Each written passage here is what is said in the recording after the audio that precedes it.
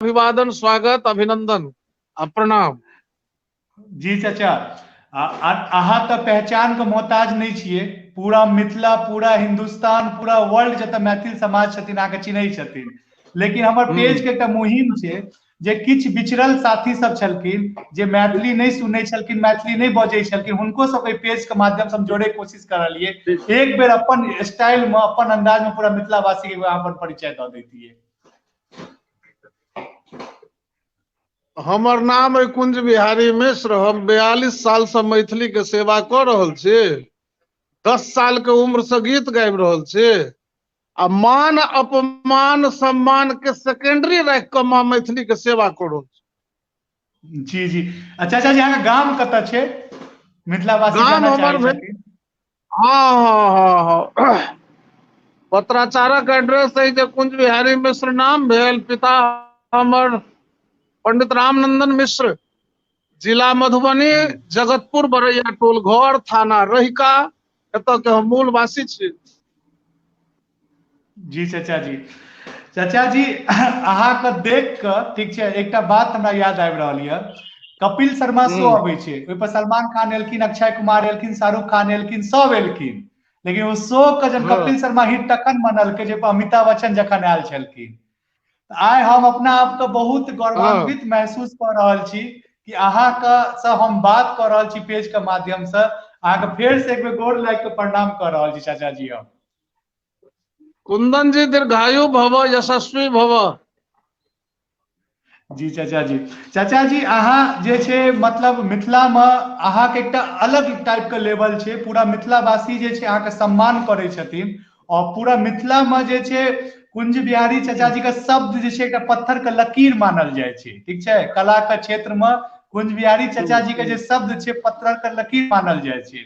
ओहिमे कुंज बिहारी चाचा जी के जे गीत सब जे छै, ठीक छै, घर घर में सब भोर के उठै छथिन और मैथिली जे सुननाइ पसंद करै छथिन, कुंज बिहारी चाचा जी के गीत के साथ शुरुआत करै छथिन। अहाँके बहुत सारा रचना छै, ओहि पर हम बात जेबै चाचा। लेकिन अहाँके जे 2005 में जे मिथिला रत्न अवार्ड भेटल छलै, अहाँके किछु याद यऽ ओहि टाइम के की माहौल छलै?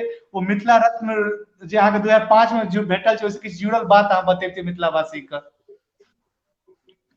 हम दिल्ली में भेटल छलै अहाँके।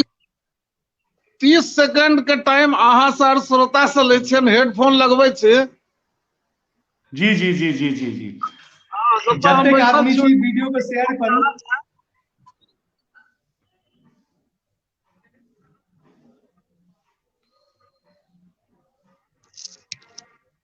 आब कहल जाय। जी चाचा जी, आब हेडफोन लागि गेल छै, आवाज बढ़िया अहाँ सुनि पाबि रहल छियै। तऽ चाचा जी हम हाँ कहऽ हाँ। चाहै छी 2005 में अहाँके मिथिला रत्न दिल्ली में भेटल छलै, ठीक छै। हाँ। तऽ ओ जे ओकर किछु याद जे छै अहाँके किछु शेयर करऽ चाहै छी जनता सबके। 2005 हम शायद दूसरा या तीसरा क्लास में हेबै, ठीक छै। ओहि टाइम अहाँके मिथिला रत्न भेटल छलै, ठीक छै। बहुत सारा अवार्ड भेटल, लेकिन स्टार्टिंग ओहिसँ किछु याद अहाँके हम जानऽ चाहै छी, 2005 के याद। हाँ। तो 2005 में दिल्ली मावलंकर हॉल में कार्यक्रम छलैया, जी और विद्यापति सेवा संस्थान दरभंगा के तत्वावधान में छलैया। जी राजकुमार झा जी ओहि समय में पुलिस के बहुत पैघ अफसर छलाह है दिल्ली में। हुनकर जी बहुत सहयोग और दिल्ली वासी के बहुत सहयोग रहलनि। जे जी सब बहुत भव्य कार्यक्रम छलै। आ जी ओहिमे के पराकाष्ठा देखबै तऽ अपन मैथिल समाज भरत शर्मा व्यास के सेहो मिथिला रत्न देने रहे। जी जी, वाह जी चौधरी जनक जी के सेहो भेटल रहनि मिथिला रत्न।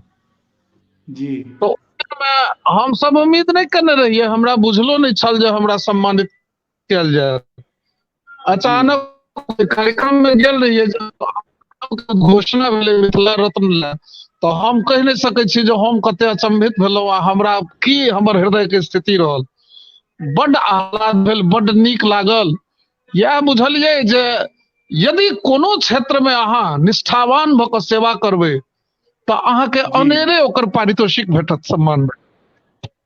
चाचा जी, बहुत सारा अवार्ड अहाँके भेटल, सम्मान भेटल, जैसे मिथिला विभूति भऽ गेलै। मिथिला गौरव के बारे में हम विशेष बात करऽ चाहब कि जे नेपाल के उपराष्ट्रपति जे छलखिन ओहि टाइम के, ओ अहाँ के मिथिला गौरव के अवार्ड देने छलखिन। तो ओहि टाइम के चाचा जी की टाइप के फीलिंग छलै कि जे एकटा उपराष्ट्रपति से एकटा सम्मान अहाँ के भेटल छलै?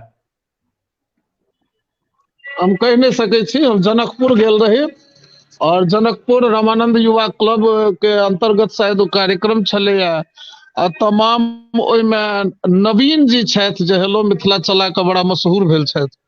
तो ओ जी नवीन जी जी जी ई कार्यक्रम में हमरा आमंत्रित केने छला जे भैया एहन छै जे पूरा मधेसी के और नेपाल में जे अहाँ के सब मैथिली कर्मी सब छथि, रंगकर्मी कलाकर्मी सब छथि या मीडिया में छथि, हुनकर सबके डिमांड छलै जे कुंज बिहारी मिश्र जी के सम्मानित कयल जाय, से उपराष्ट्रपति महोदय द्वारा अपने के सम्मानित कयल जाय, अपने अबियौ।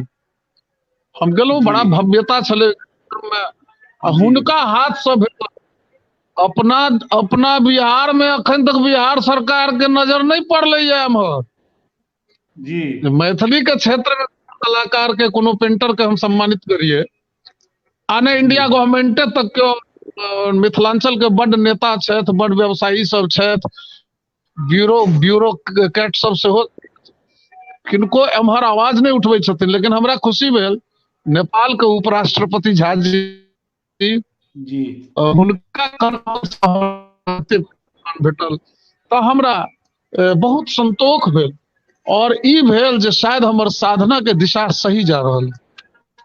जी चाचा जी, अखन तऽ आइ के टाइम में बहुत सारा अवार्ड छै, ऊपर डिस्कस करबे, लेकिन एकटा बात जानना चाहे छी अहाँ से। अखन के टाइम में बहुत प्लेटफॉर्म छै, आदमी यूट्यूब पर गाना बना के डाल दै छै, जकरा कोनो मतलब अथियो नहीं छै, बिना म्यूजिको के गाना डाल दै छै। तो चाचा जी, आइ से अहाँ 41 वर्ष पूर्व अहाँ मिथिला में संगीत के क्षेत्र में एलिए, ओहि टाइम में की दिमाग में चलै छलै? और ई तऽ कोनो यूपीएससी या ग्रुप डी के एग्जाम नहीं छै कि क्लियर कऽ दियौ अहाँ के जॉब पक्का भऽ गेल। ई एकटा एहन क्षेत्र छै में दिन प्रतिदिन कंटिन्यू मेहनत करऽ पड़े छै, तखन आदमी मार्केट में बनल रहे छै। तो आइ से 40 साल पहले अपने के केना सोचलिए कि हम सिंगर बनबे? अहाँ के ओ जर्नी पूरा नानी कहानी पेज के नाम छिए, आइ पेज के नाम भऽ गेलै कुंज बिहारी चचा के कहानी। तो कहानी पूरा मिथिलावासी अहाँ से जानना चाहे छै। बहुत लंबा कहानी छै। जी जी चचा, कनी शॉर्टे में बता 40 दीजिए। साल के कहानी कहऽ में कम से कम 40-42 घंटा तो लागत छै, लेकिन 40-42 मिनटों हम नहीं चाहे छी जे लागे, चूंकि तमाम श्रोता के समय बहुत कीमती छन। नट जी सेल जी में ई जी कही जे हमर पूज्य पिता पंडित रामनंदन मिश्र सरकारी जॉब में छला जी और संस्कृति के रक्षण, संस्कृत के रक्षण, परंपरा के रक्षण, सांस्कृतिक वस्तु के रक्षण संरक्षण, संत महात्मा जी के रक्षण, संस्कृत भाषा के विकास, गांव में शैक्षणिक व्यवस्था, एहि क्रम में समाज सेवा के ध्यान में रखैत हमर पिताजी जॉब छोड़ जी देलखिन 77 में। जी हम 7 साल के रहिए जी तो 77 छोड़ देलखिन आ लग गेलखिन सामाजिक काज में। हम शुरू जी से अखन देखै छी जे सामाजिक काज करके पर्सनल कते नुकसान भेलै ताहि लेल समाज के दृष्टि नहीं रहे छै। हाँ, जी समाज के ई रहे छै जे हमर स्वार्थ तो जी 150-200 आदमी के पिताजी नौकरी देलखिन, अपन नौकरी छोड़ देलखिन। तो स्वाभाविक छलै जे परिवार में गरीबी एलै, आर्थिक तंगी एलै। वो जी आर्थिक तंगी झेलऽ लगल, गीत गबिए तो लोग पाई दे, जी ढोलक बजबिए तो लोग पाई दे, तो बुझिए जे जी ओ पैसा आबऽ के एगो मार्ग। तो जम्हर से सुख भेटतो तई में झोंक दे एनर्जी। जी तो डिपेंड ऑन प्रोग्राम लाइफ भ गेलै। तो ओई में नाल बजौनाई, गीत गौनाई, 4-4 घंटा गौनाई, भरि राति जगनाई, बस के छत पर जाकर यात्रा केनाई, सीट नहीं भेटल तो 2 गो ट्रेन के बॉगी में ज्वाइंट पर ठाड़ भऽ कऽ जेनाई, ऑटो में हवा खाइत जेनाई, ऑटो ते रहबो नहीं करे, रिक्शा से यात्रा, जी टमटम से यात्रा, साइकिल से यात्रा। एहनो प्रोग्राम केने छी जे साइकिल रिक्शा पर नीचा में हारमोनियम, ओहि पर से ढोलक, आ तोहन बैसल छी हम आ हमर पिताजी आ जी यात्रा कऽ रहल छी। जी मुदा मैथिली मैथिलीए में जन्म ले और मैथिली के अपन बना लिए। अन्य भाषा गबै छी हम बहुतो भाषा, लेकिन अपन जीवन के समर्पित कर दिलिए मैथिली में, घनघोर स्ट्रगल के लिए। ओहि दिन में बुझलिए कि आजुक सभा में जैसे आदमी हमरा सुन लेन, यह अगला के कहथिन तो अहिना धीरे धीरे हमर प्रचार प्रसार हैत। ई नहीं बुझे छलिए जे रातों रात स्टार भ जेतै कोनो चैनल पर या कोनो रहे। पेपर में जे कैसेट तैसेट निकले बाद में, बहुत बाद में पत्रकार सब कहथिन मिठाई खुआओ न तब ना अहाँके बारे में छापब। जी कहू सक ई गीत कहलहुं तो हमरा याद पड़ गेली श्रीमती शारदा सिन्हा। ए सखी है हमारा दुख का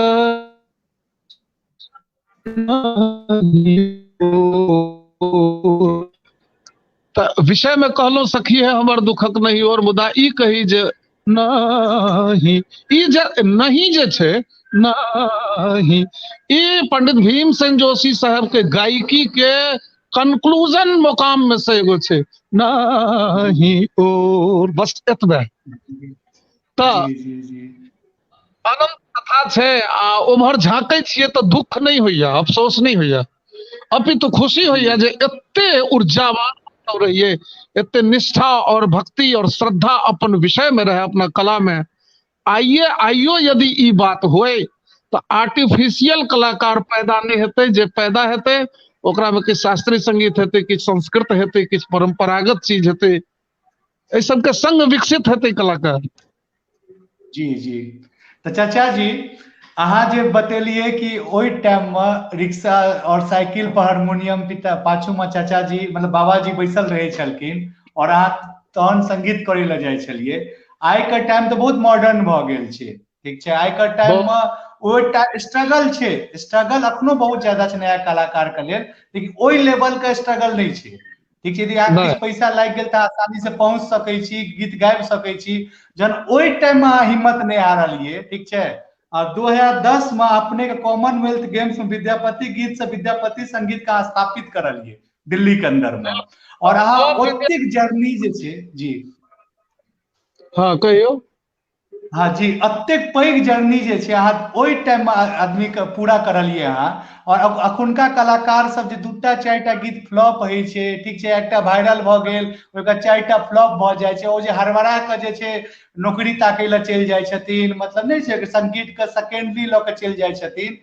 त ओई पर अहाँ की कहऽ चाहै छी नया कलाकार सबके कि स्ट्रगल तो सब फील्ड में छै, संगीत के दुनिया में पहले कहलहुं कि बहुत ज्यादा स्ट्रगल छै, हुनका सब अहाँ की कहऽ चाहै छी?